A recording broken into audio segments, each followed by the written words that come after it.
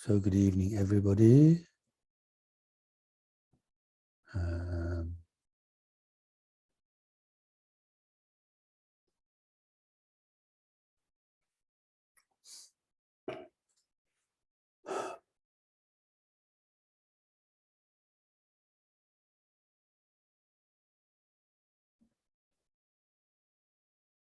Okay, well, yes, let's start with our usual prayers then. Forgot to do one of them last week, but we'll remember this time.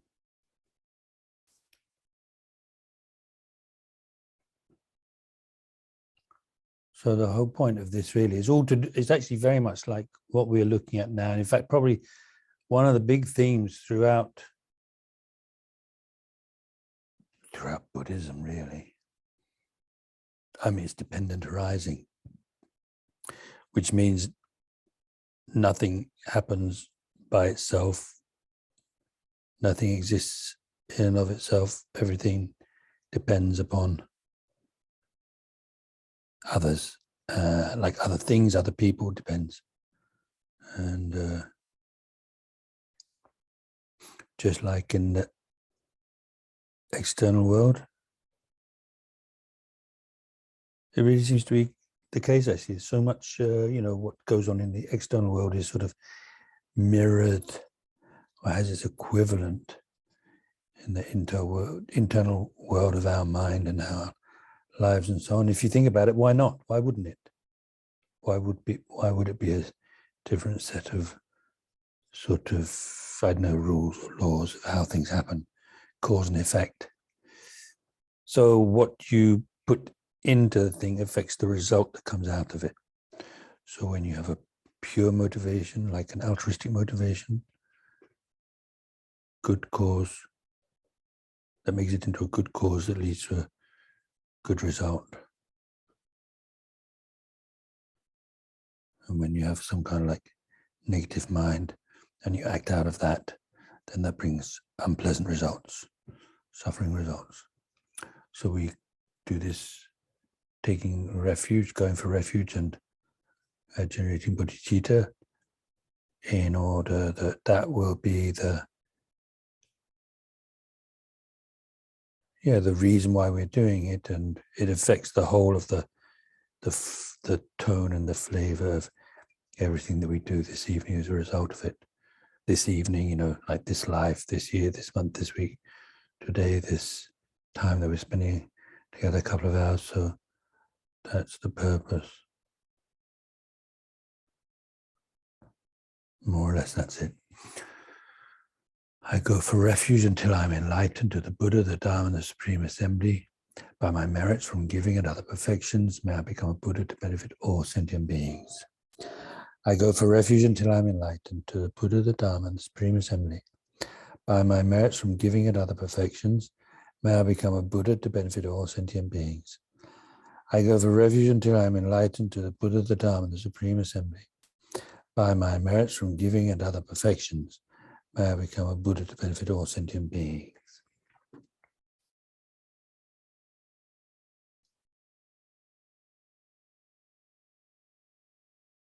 Now we're going to do the foundation of all good qualities, which gives us a sort of overview of the stage of the path.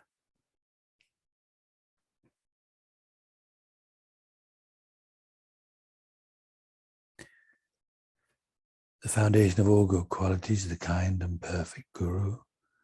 Correctly following the Guru is the root of the path. By my clearly seeing this and applying great effort, please bless me to rely upon the Guru with great respect.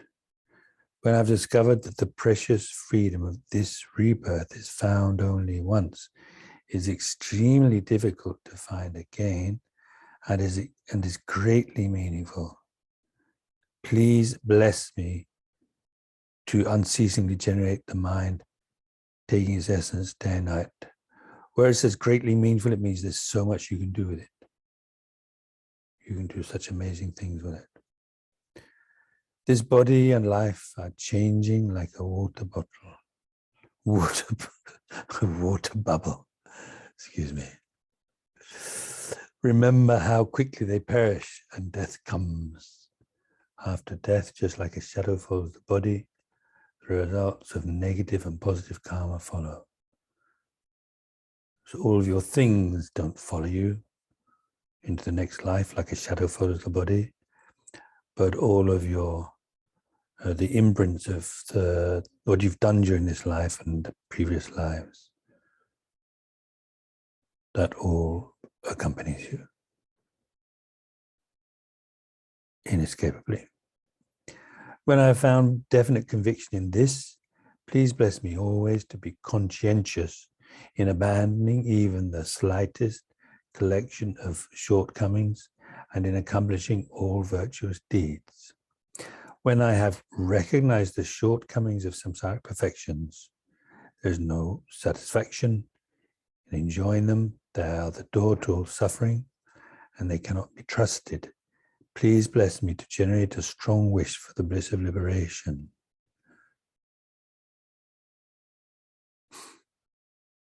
Can you go up one verse, please? Yeah. So when it says samsaric perfections, it just means, well, you might think, actually, perfection is maybe not so much the word here. In other translations, you see something like the marvels or the wonders of cyclic existence. It basically means like when you're in a situation where you think, oh, this is just right. You know, it's not like liberation. It's not like enlightenment. It's just some kind of like the situation that you're in. You think this is just right. That's the samsaric perfection. Not really perfection though, but so samsaric. The wonders of cyclic existence, the marvels of cyclic existence is when you feel like this is just right. I really like this. This is really good. Through my being led by this pure thought, with great remembrance, alertness, and conscientiousness, please bless me to make keeping the individual liberation vows, the root of the teachings, my essential practice. So that includes not just the vows of the monastics, but also the lay vows. The root of the teachings, my essential practice. Just as I have fallen into the sea of samsara, so have all mother transmigratory beings. By my seeing this, please bless me to train in supreme bodhicitta, which bears the responsibility of freeing transmigratory beings. Even if I develop only bodhicitta without familiarizing myself with the 3 types of morality, that means avoiding harmful actions, helping sentient beings. Oh, that's the third one. Doing positive, constructive things and helping sentient beings. I cannot achieve enlightenment by my seeing this well. Please bless me to keep the vows of the sons of the victorious ones, the bodhisattvas and other bodhisattva vows, with fervent effort. By my having pacified distractions to wrong objects and correctly analyzed the meaning of reality. So here, when it says wrong object, it just means anything other than what you've, set out to meditate on. Whether it's something normally you think bad, or even something you would normally think good. If it's something other than the thing you've set out to meditate on, then that would be called a wrong object. So that's talking about calm abiding and correctly analyzing the meaning of reality. That's special insight. Please bless me to quickly generate within my mind stream the unified path of calm abiding and special insight. When I've become a suitable vessel by training in the common path, please bless me to immediately enter the holy gateway of the fortunate beings, the supreme of all vehicles, the Vajrayana. At that time, the basis of accomplishing the 2 attainments is keeping my vows and samaya purely. When I have gained effortless conviction in this, please bless me to protect them even at the cost of my life. Then when I've realized exactly the vital points of the 2 stages, the essence of the tantric sets, and am enjoying the yoga of 4 sessions with effort without being distracted by non-meditation objects, please bless me to accomplish these according to the teachings of the holy beings. Thus may the virtuous friends who reveal the noble path and the spiritual practitioners who correctly accomplish it have long lives. Please bless me to pacify completely the collections of outer and inner obstacles. In all my lives, never separated from perfect gurus, may I enjoy the magnificent Dharma, and by completing the qualities of the grounds and paths, may I quickly attain the state of Vajradhara.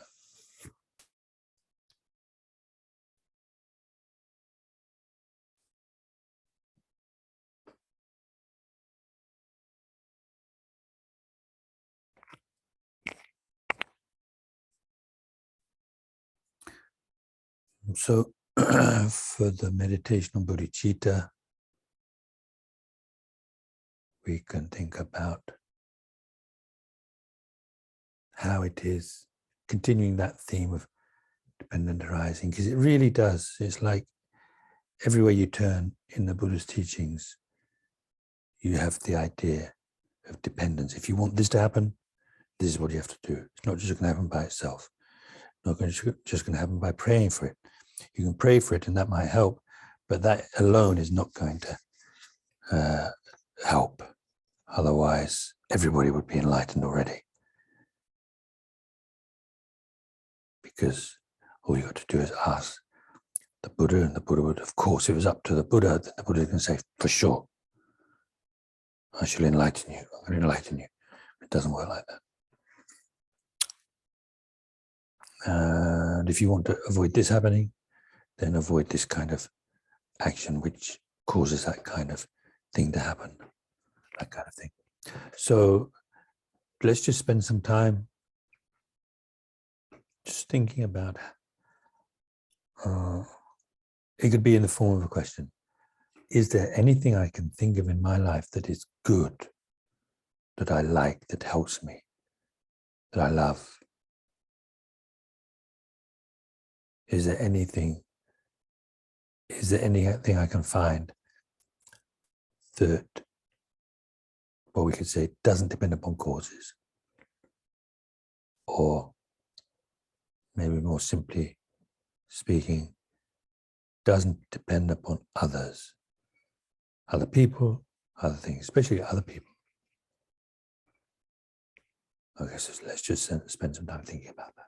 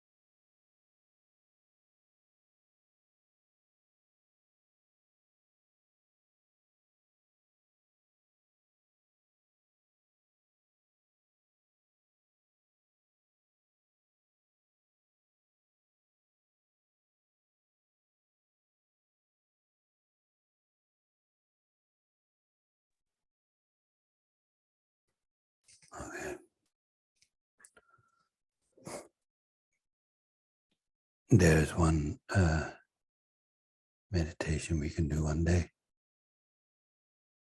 which is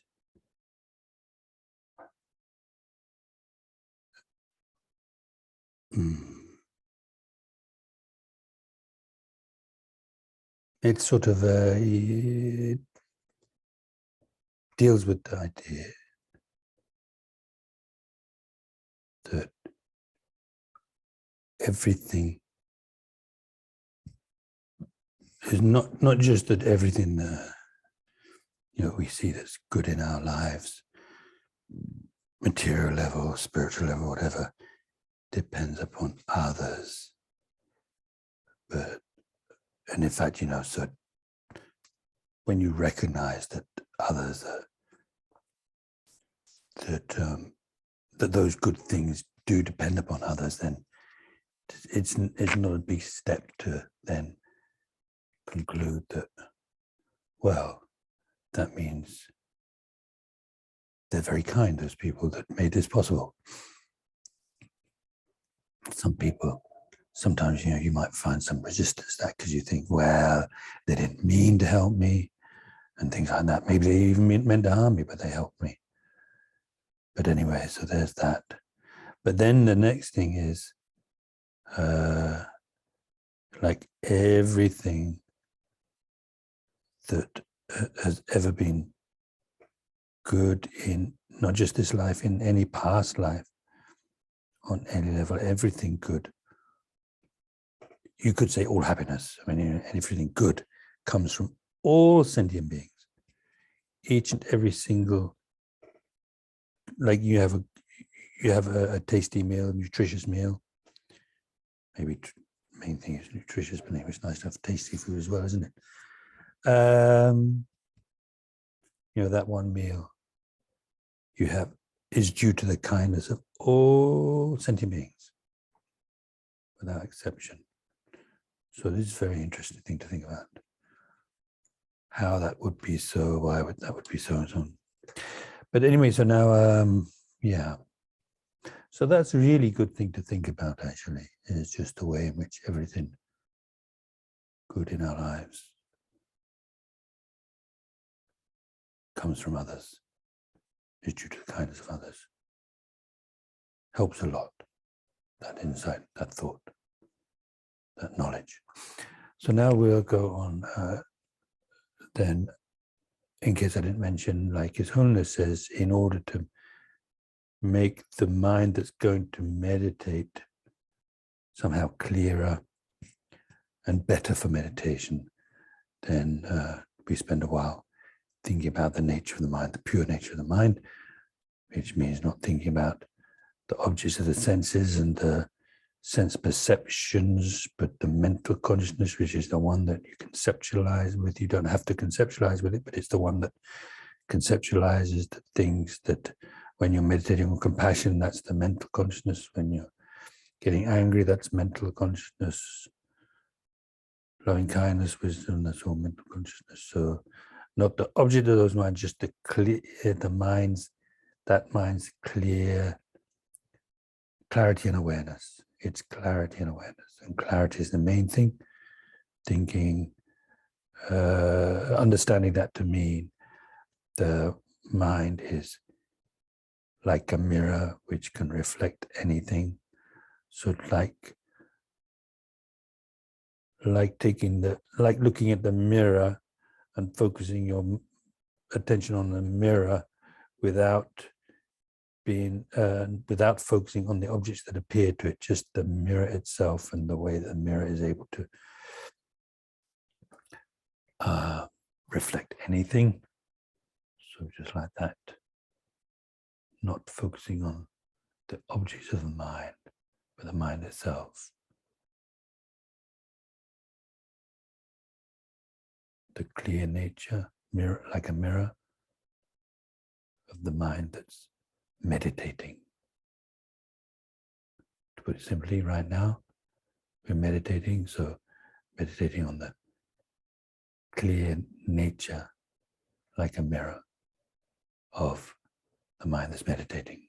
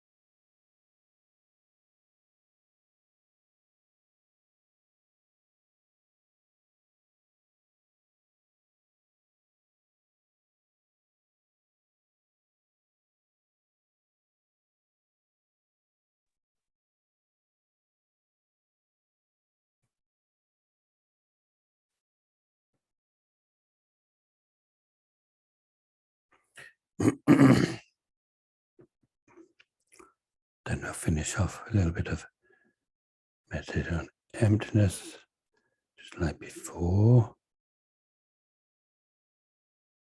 You don't have to, well, so we've got about, I don't know, spend 7 or 8 minutes meditating on this, and you don't have to spend the time, all the time searching for the I. It's maybe good to think a little bit about it. Maybe now, having done the meditation several times, you already have a feeling, yeah, there's, if you look for this I in my body and my mind, can't find anywhere there. So there seems to be an I that is findable, that's there, that you could point out, pinpoint as, that could be pointed out, sorry, somewhere in the body and mind.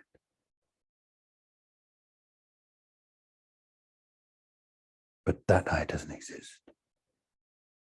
Or at least just think to yourself, that normal perception I have myself, that's a mistaken perception. It's not like that. So let's do that for 7 or 8 minutes. Looking for the I, and then when you can't find it, just going into that unfindability. You feel it almost like a loss, like you've lost something, like you've mislaid something, and so you look here, there, everywhere it could be.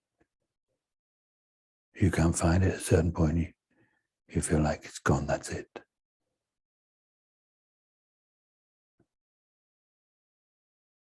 So just like that, looking for that I, the body and mind, exhaustively, can't find it. So that means it's just not there. And if it's anywhere, it'd have to be there. So it's just completely non-existent. Doesn't mean I don't exist, but that I that seems to have this kind of like concrete, solid existence that's just totally non-existent.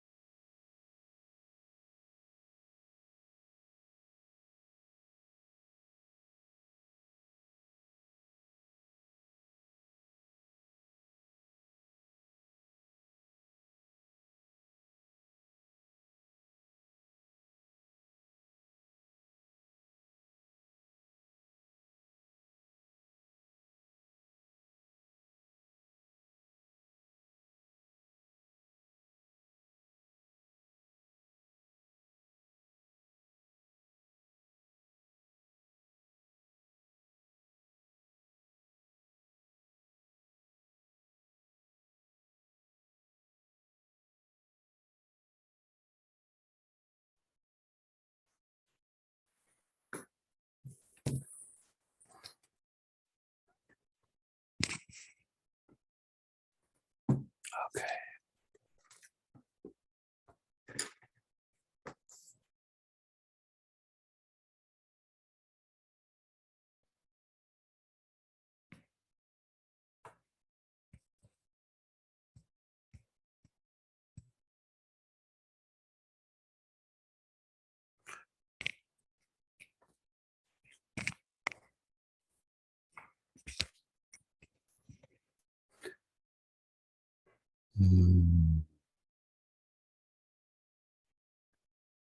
So in the book, I think I mentioned, I don't have the hard copy,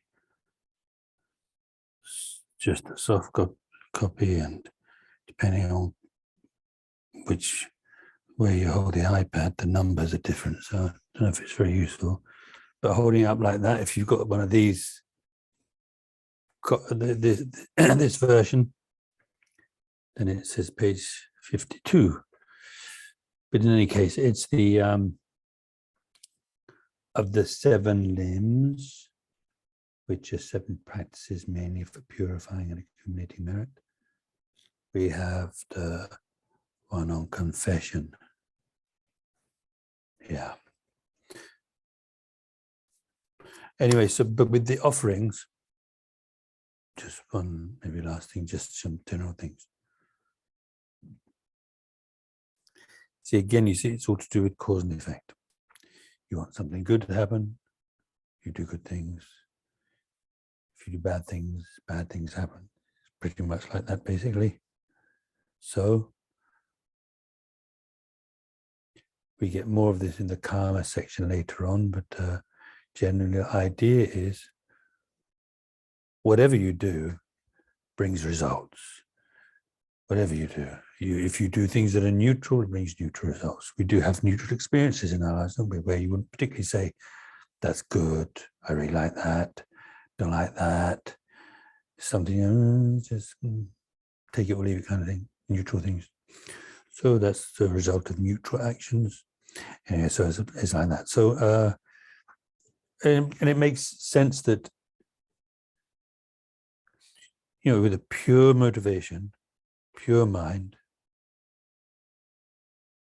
you give something to somebody. So sincerely, not like giving somebody a glass of poison, okay, because you want to kill them. So that'd be a different thing altogether.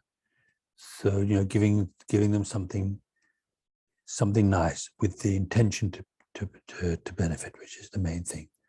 So then it's going to bring some good result. Okay, so if cause and effect works on the internal world, just like it does in the external world, if you think about it, the more you think about it, the more you see that nothing just happens by itself. Everything is cause and effect. So why wouldn't it be like that in the inner world of the mind and our personal experiences? So you give something, that's a good thing. You give something to somebody with a pure heart, that's going to bring a good result. If you give 2 things, it's going to bring two good results. If you give to one person, it's going to be bring 1 result. If it's 2 people, then it's 2. I mean, it's just giving more, generally giving more to more people, and then giving to enlightened beings. It would be a big mistake to think that, because you get so much merit from offering to enlightened beings, and you don't get so much. Maybe you think not so much with the ordinary sentient beings, so don't bother about them. Just give to the people that are going to help you the most. That would be wrong, wouldn't it? In fact, it's really helpful, I think, to keep in mind some of the things that I've said. I'm not sure I can remember everything, but there are some sutras, and then there's a teaching by Nagarjuna. Anyway, it's to do with pleasing. Literally looks like that, anyways. Pleasing sentient beings. It's all to do with the fact that the Buddha, an enlightened being, is only concerned with helping sentient beings, who each of whom they regard like, like their only child, very precious. So, like they say, if you harm, if you harm the child, then the parents are not going to be happy with you, whatever you do for them, right? You give them, I don't know, like $1 million. But if you do bad things to the child, that would be that would be meaningless to them. They wouldn't even be the slightest pleased, right? So it's like that when you, honoring the Buddha, making offerings to praising the Buddha, extolling the virtues and qualities of the Buddha, and mistreating sentient beings, the Buddhas are not going to be happy. There might be some benefit, but very little benefit, because you're doing. It's like you're going against everything the Buddhas want. So how could they be pleased? And it's good to, they always have unbiased compassion to all sentient beings. So they have that compassion. And so, we talk about compassion, loving kindness. So, compassion, so they want you to be free of suffering. They have the loving kindness, so they want you to be happy. But even if you make all kinds of offerings and praise and so on to the Buddhas, but you harm sentient beings, they might still have the compassion for you and loving kindness, but they're not going to like you, right? I don't think so.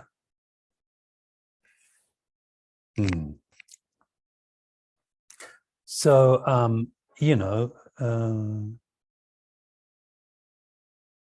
so it would be a big mistake to think that one should make offerings to the Buddhas, and it's okay to just neglect sentient beings.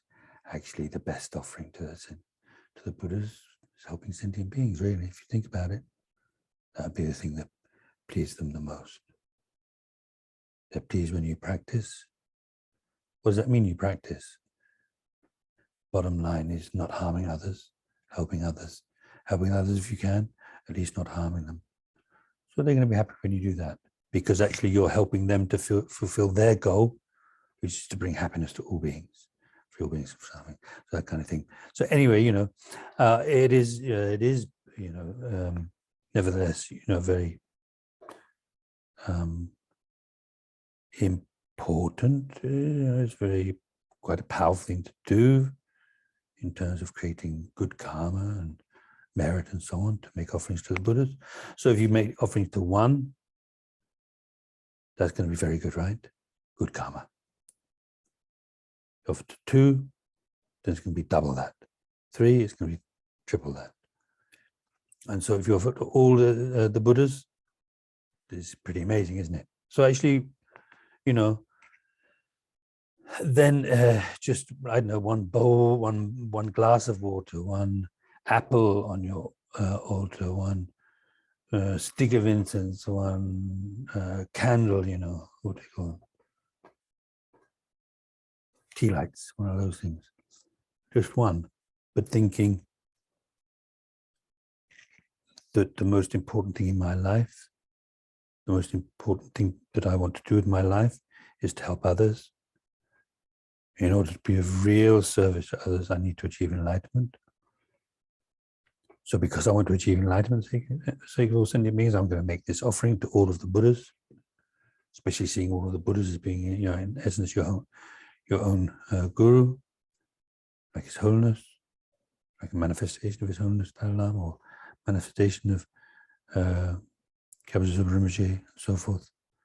Then unbelievably powerful that is, just offering one thing. So then besides that, of course, these offerings Basically, if you go through these verses on offerings, then it's like you're offering limitless. Your offering is limitless, filling the whole of space with beautiful offerings and so on.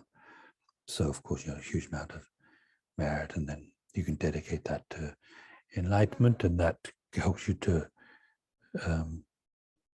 get the supportive conditions that you need for your practice, this life, future lives, and so on. So that was that. Yeah. Yeah. And also something that Lama Zopa Rinpoche often teaches, which is that if you were to make an offering with a limited goal in mind, maybe some personal goal, something good to happen in this life or next life or whatever, once you've experienced the result of that good thing, then it's finished. But when it's offered with bodhicitta motivation, to achieve enlightenment for sacred sentient beings, then it keeps on bringing good results right up until you achieve enlightenment. And then after that, of course, it's no limit. So that's important. I think important point. So that's another really big advantage to having bodhicitta motivation. Okay, then the confession. So let's see what it says. The confession of bad actions, destructive or unskillful actions.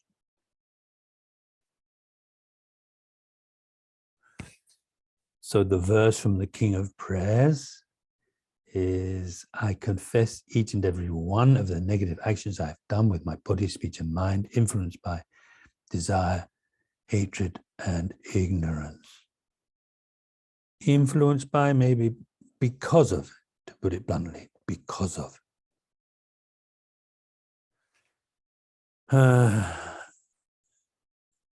Depending on the cause, so what is it that makes you do these actions? The three poisonous minds. I don't know why it's in brackets that, but anyway, where it says desire, hatred, and ignorance. I'm not quite sure about desire. Most people would say attachment. And since there can be good types of attachment, arguably, then this is talking about like selfish, grasping attachment, wanting short-term pleasure for me, not really concerned about others. That kind of attachment. Hatred, so somebody does something to you, you perceive as harmful. They might have done it on purpose, they might have done it by accident, they might not have even done it, but you imagine they have, so you're angry with them, so then you want to yell at them and hit them and maybe even kill them.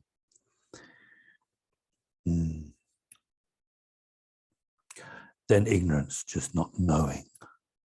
Not knowing. There's two levels of ignorance, and this could apply to both. There's ignorance like not knowing what's right and what's wrong.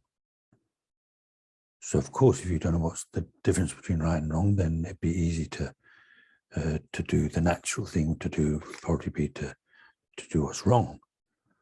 Then otherwise, ignorance on a deeper level, ignorance about the ultimate nature of reality. So thinking there's like a truly solidly existing I that wants this, that doesn't want that, and so on. So those are the causes. Then by means of the three bases, in other words, by means of your body, speech, and mind, what that means is when we do something destructive, it can be with the physical body, hitting people, stealing, taking things. Then through the speech, lying, insulting, hurting people verbally. Then, and the mind having just destructive thoughts, wanting to harm, even if you don't do anything, really wanting to do harm. And then nature, so in other words, the thing itself, the negative action, itself would be, it says that it's something that you've actually created, it says, but for you to have actually created doesn't mean to say that necessarily you're the one that did it, and that's explained here. So, you know, you've actually done it yourself, or you've made others do it, forced others to do it, or paid others to do it. And then rejoicing when others do those negative actions. So it could be, you know, you kill, you make somebody else kill, or you rejoice. And this one is a very dangerous one, because, you know, like when, I mean, on a sort of like lesser scale, somebody's punished and you think they're really bad and you're really happy that they've been punished. You're really happy to hear that they were killed. Maybe, you know, like, anyway, bad things happen to you. And so you rejoice. You think that was good. That was really good. So then you create also the karma of killing. You create, maybe not exactly the karma of killing. I don't know if you would actually say that, but it looks like that from here. But anyway, you would get the same kind of karma. Yeah.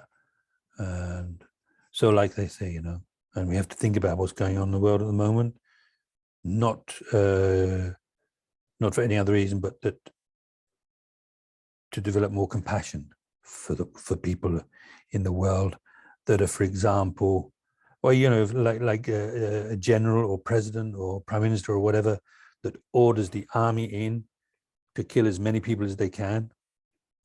So if they send the army in to kill 1,000 people, then once 1,000 people has been killed, then they've got the karma of killing 1,000. But if it's like unlimited, you just think, you know, just kill as many as you can.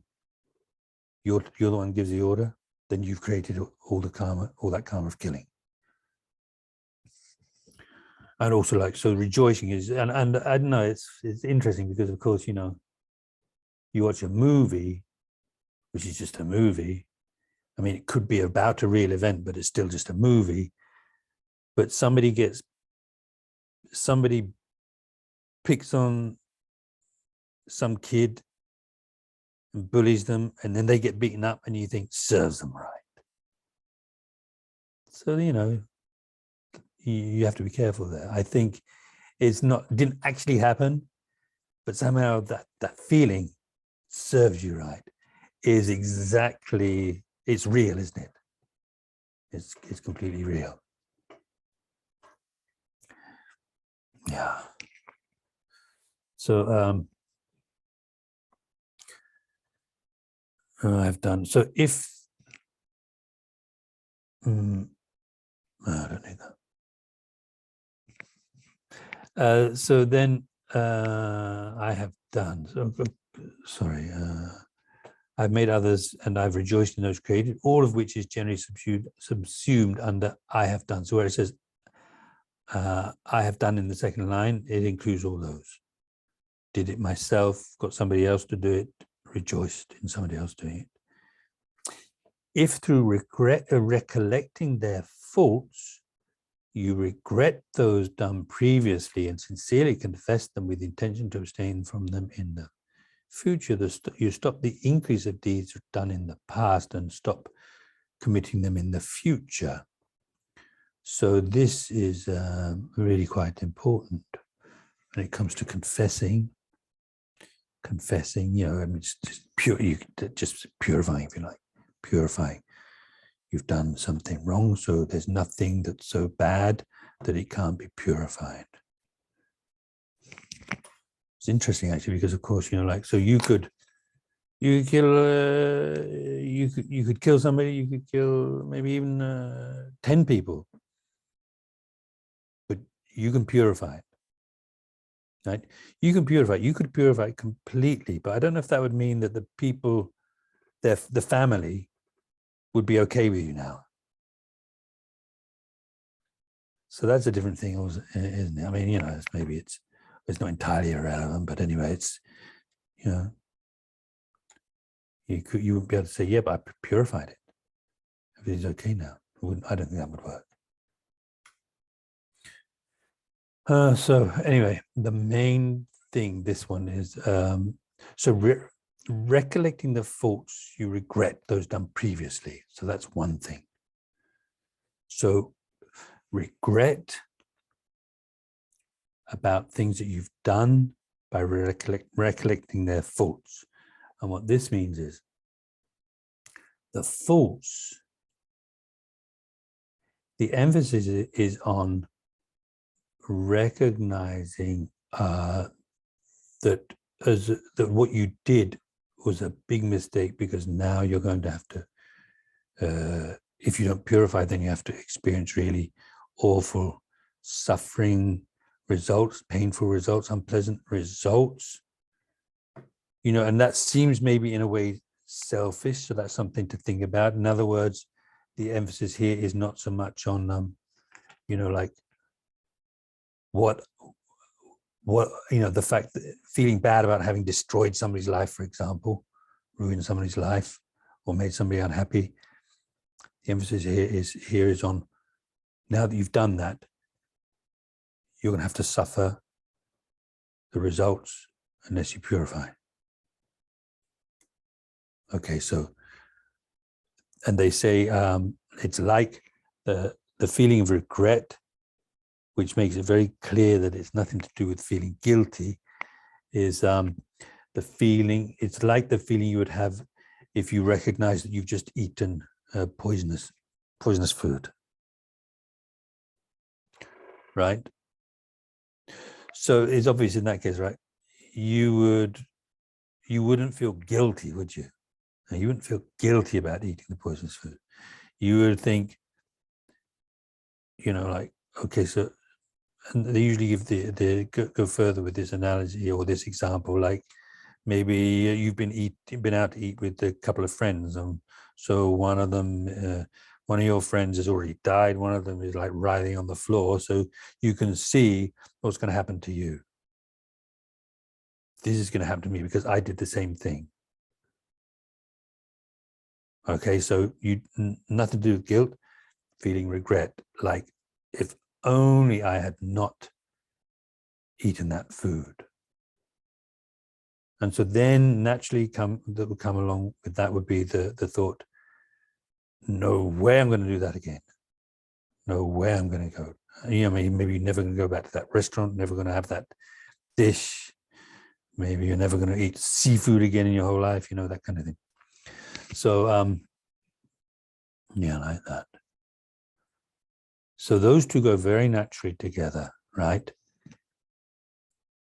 Anyway, this is something I mentioned last week, so I don't need to repeat. So, you know, like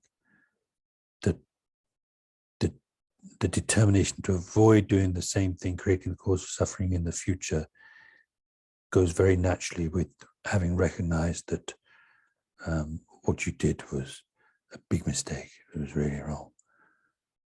And now, again, you know, so you want to purify because you don't want to experience that result. So you want the antidote. You want the antidote, the medicine that's going to, that you can take so that you won't have to, you know, writhe on the floor and then die like your friends. So anyway,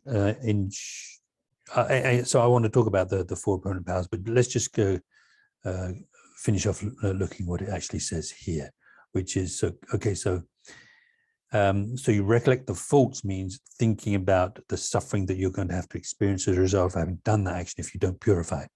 So you regret, you feel like that was a big mistake.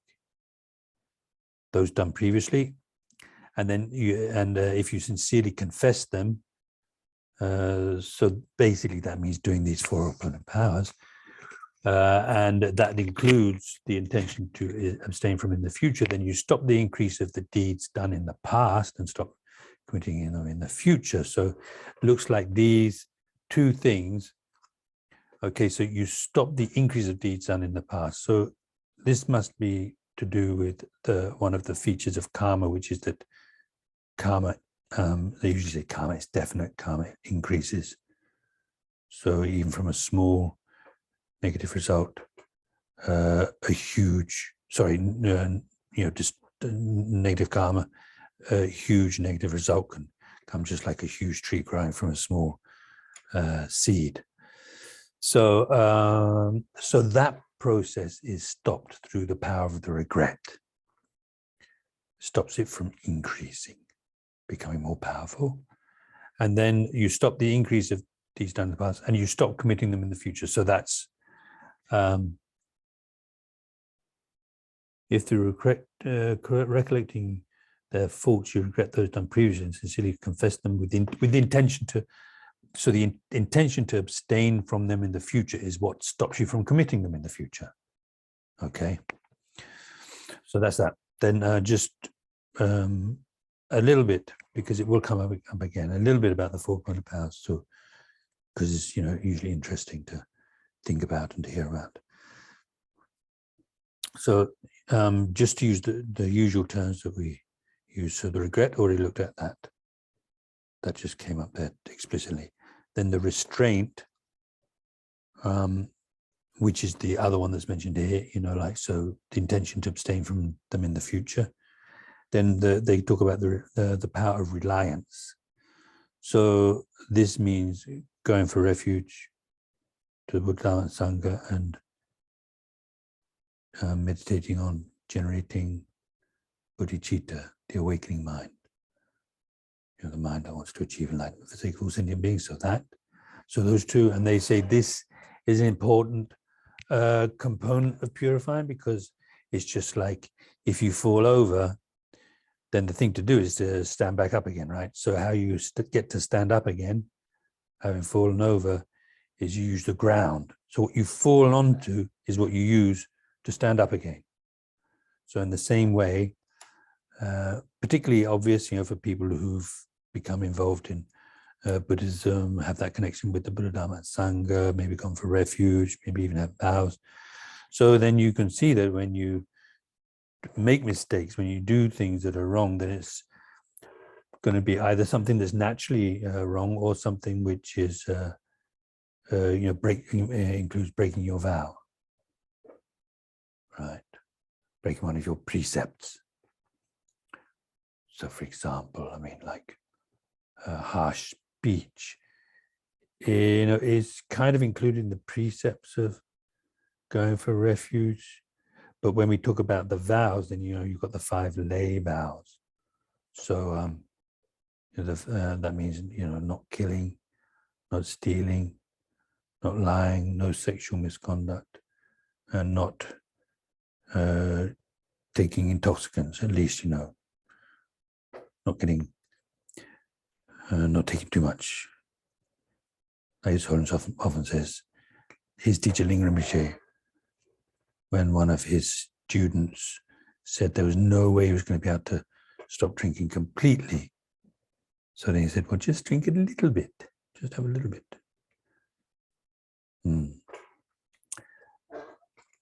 But anyway, so, you know, so if you've taken those precepts and then you go against them, so then, you know, that would be a case of negative karma created in relation to the Buddha Dharma and Sangha. And then just lying, because it's not one of the, not lying, sorry, like, I don't know, insulting somebody. It's not actually one of those 5 precepts, but it is something that's that hurts sentient beings. So it's something that a karma you created depending upon the sentient beings. So therefore, you go for refuge and bodhicitta would be a way of relying upon the Buddha, Dharma, and Sangha, going for refuge, and relying upon the sentient beings by generating bodhicitta in order to purify. That's the power of reliance. And then the power of the antidote is basically, I mean, how you could describe it is doing something constructive to make up for what you did. So it can be any constructive action at all, although they do, you know, there is this whole list of things that particularly good for purifying, recommended for purifying, you know what I mean, like saving the lives of other sentient beings, that including, you know, even helping an insect that's fallen into water and can't get out of it, so you help it out. So it's like you saved its life. In India, they often buy, in fact, yeah, they buy fish and that were otherwise going to be eaten, and they set them free. Usually try to set them free where there's no people fishing, otherwise they get caught again. And in fact, at Aptos' house, Lama Zopa's house in Aptos, they do the liberating animals on various days, maybe 3 times a month, probably. There's one coming up. So, they buy worms that are for fishing, and then they do all sorts of nice practices with them, like circumambulating and reciting mantra and so on, making prayers and so on, and then they set them free. But you also have to be careful with that, because if you just chuck them into the garden, and the birds are going to get them straight away. So I can't remember exactly what they do, but I think when we've done it here, we make sure that it's somewhere that because we do it here sometimes, not very often, but we do it here sometimes, and then we put them somewhere where they won't get eaten straight away. I mean, of course, you can't protect them for life, but at least you can do that. So that's those ones. So those are the 4 opponent powers. Then, then rejoicing. So it says, I rejoice in all the merit, whatever it may be, of all the Buddhas of the 10 directions, Bodhisattvas, Prajika Buddhas, those with more to learn, those with no more to learn, and all ordinary beings. As you recall, the benefits of the virtue of the 5 types of persons, you cultivate joy. Okay, so I rejoice in the merit, whatever it may be. So literally what it says here, okay, all the Buddhas of the 10 directions, so, all, in other words, just all the Buddhas, everywhere. Bodhisattvas, Prajika Buddhas, that's a kind of, somebody who's following the path of the, of the disciples. Anyway, Prajika Buddhas it mentions. Then those with more to learn, and those with no more to learn, and all ordinary beings. So that's 6, but he says 5. So I can't remember what happens there. 2 of them must be included in one or something like that. I can't quite remember. But anyway, all those. So you've got rejoicing in the Buddhas, also the Bodhisattvas, Prajika Buddhas, and then those who are still training and haven't achieved their goal, whether it's a goal of enlightenment or a goal of, just one's own personal liberation. Then those with no more to learn means those who have reached the end of their goal. So that means the Arhats and Buddhas, and all ordinary beings. So normally ordinary being would mean anybody that hasn't achieved the realization of emptiness yet. So anyway, basically, it's just everybody. Buddhas and sentient beings, including bodhisattvas. Even though bodhisattvas are sentient beings, it's worth mentioning them particularly because I can't remember if I mentioned last time. Let me see.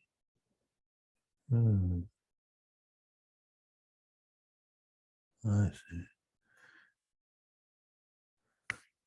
In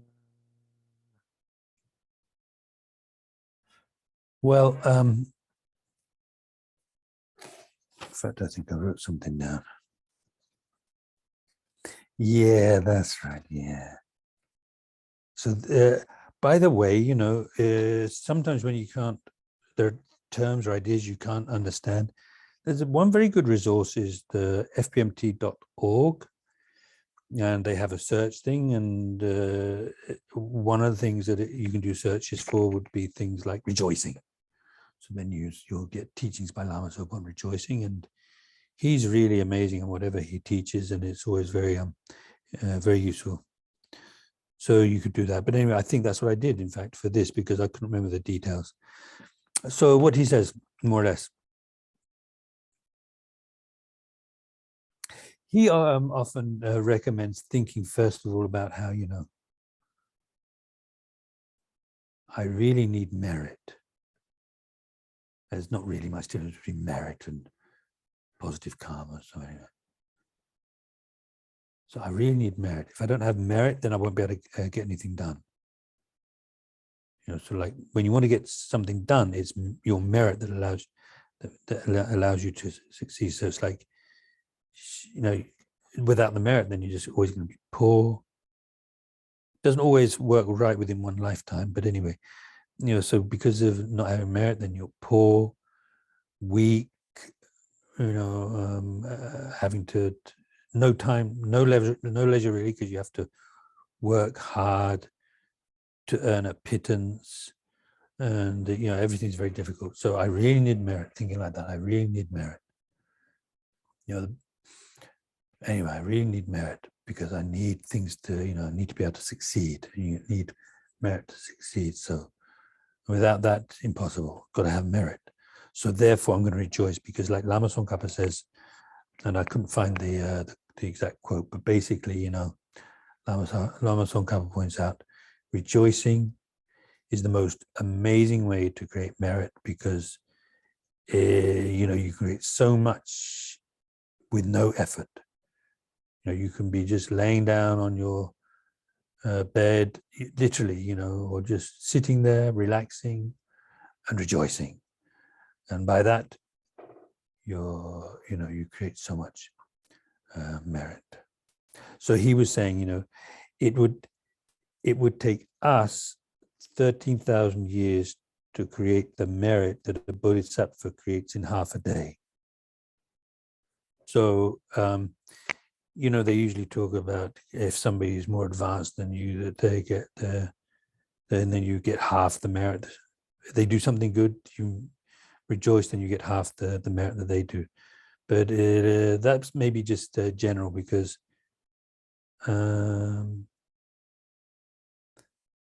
it's not usually in the case of a bodhisattva, maybe not half, but maybe it's half, I don't know.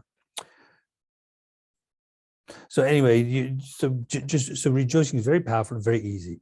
I mean, although it is, you have to be careful because, okay, so it doesn't have to be other people. It can be the good things you yourself have done during this life. So not feeling kind of proud, but just recognizing that you did something good, that it was good, and feeling very happy about that. So then that makes the merit, the original merit, become more powerful, stronger, much stronger. And it's interesting because, like, the opposite of rejoicing is like some kind of resentment or jealousy. Somebody does something good happens to somebody, and you just can't stand it. And maybe you get that sometimes because it's very frustrating because you really do think that bodhicitta is amazing and loving kindness and compassion. You cultivate those thoughts, and then sometimes you get jealous. And it's just sort of, what's that all about? But anyway, you can change things. So if you find yourself feeling a little bit kind of a little bit annoyed to hear that somebody has done well, being praised. I mean, very well, if you were praised, it doesn't really make much difference. I mean, in some ways, it can be nice to be praised, but it doesn't really, like somebody says you're good, that's not what makes you good. Somebody says you're bad, you don't become bad. It doesn't really make a difference, but somehow we do like it. We do tend to like it, don't we? So anyway, they've been praised, they've been given something that you weren't given, and maybe you feel jealous of them because you just have this sneaking feeling they're actually doing better in their practice than you are. So, so actually spend some time rejoicing. I mean, Lama Zopa does very much, what do you call it? Encourage. Oops, time's nearly up. It looks like we'll have to finish rejoicing. Like, so you actually get a mala, rosary. And like, for example, you could spend, because each time you have this thought, how amazing that is, whatever it is that you're thinking about, it could be like, it could be like all of the amazing practices of the bodhisattvas. So if you read the Lamrim teachings, especially something like, the great exposition of the stages of the path, the section on the descriptions of the 6 perfections, the way that the bodhisattvas practice them, it's like, it's amazing, It's almost difficult to believe, except you have just to keep in mind, you know, when you have no selfishness, then everything changes, and what seemed impossible before becomes possible. I think it works like that. So rejoicing in that, really amazing.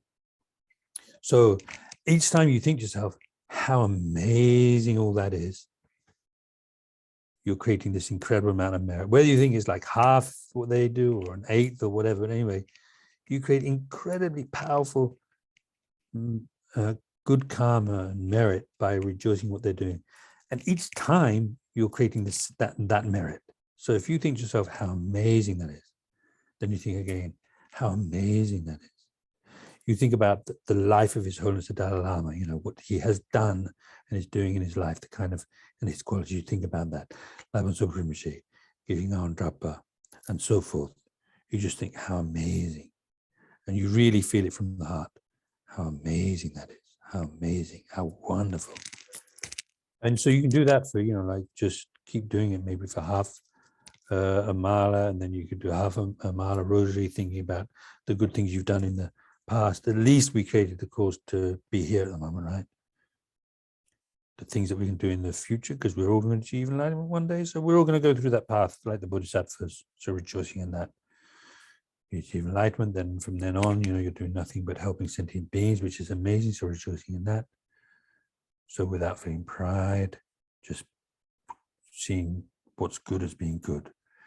And anyway, so doing like that. But in particular, sometimes it's nice to really sort of focus on. So something came up, maybe you heard something. It's like you know, the Tibetans have just the opposite of rejoicing.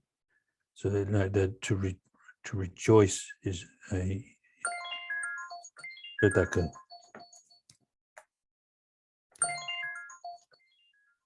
my BP medicine, right? I'll finish in a moment. I just want to finish this thought. I've forgotten what it was. Anyway, so you heard somebody being praised and you just didn't like it. Oh yeah, so the Tibetans, you know, yirang, yimirang. Anyway, so it's like it's almost like saying rejoice versus unrejoice or unjoice, dejoice. I don't know. But anyway, so you know what it feels like. Well, I hope you don't actually, but anyway, I do. So anyway, yeah, so if it's something like that, actually spend some time. Actually, it would be good. The best thing would be right there and then to do something, to think about. So one of the things that I find helpful is like, if it's somebody that you really think, this is stupid, isn't it? You think, I think they might really be more advanced than me in their practice, which isn't saying much, but anyway, you know, you have that kind of thing. It's like a little bit of a feeling of resentment. So then actually if you start thinking about it, how amazing would it be if everybody I knew was a bodhisattva? I mean, maybe they are, of course, you know, we can't make judgments, but, you know, like if everybody around you was a bodhisattva, if everybody around you was an enlightened being, wouldn't that be amazing? You know, like if in the FBMT, you know, we had like 1,000 like card-carrying bona fide bodhisattvas. That'd be amazing, wouldn't it? So in other words, actually what it comes down to, first of all, this person, they actually could already become enlightened eons ago, this person. You know, they're appearing in this ordinary form, but actually could have been enlightened eons ago. Might be an arhat, might be a high-level bodhisattva. And wouldn't that be amazing?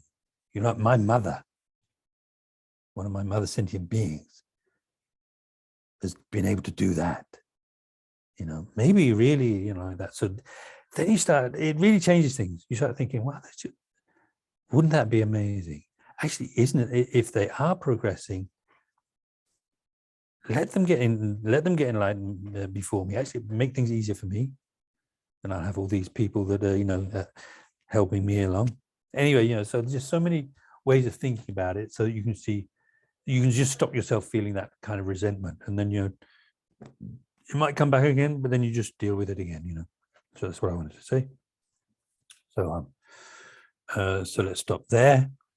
Dedicate all of that practice, and all that thinking and all that virtue that we created through the meditation and through the studying this amazing text.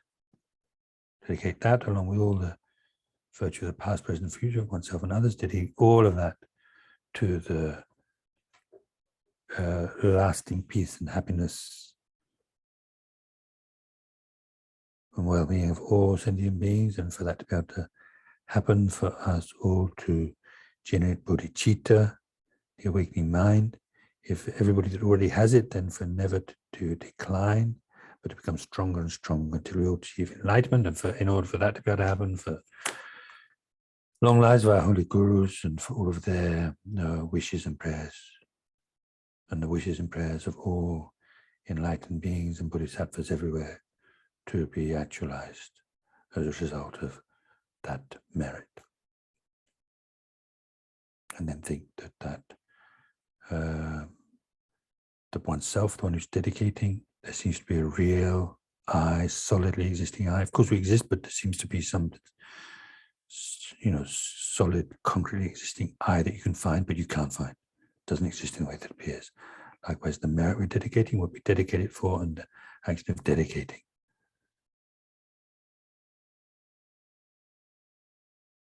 Okay, so thank you very much. And hopefully see you next week. Okay, bye.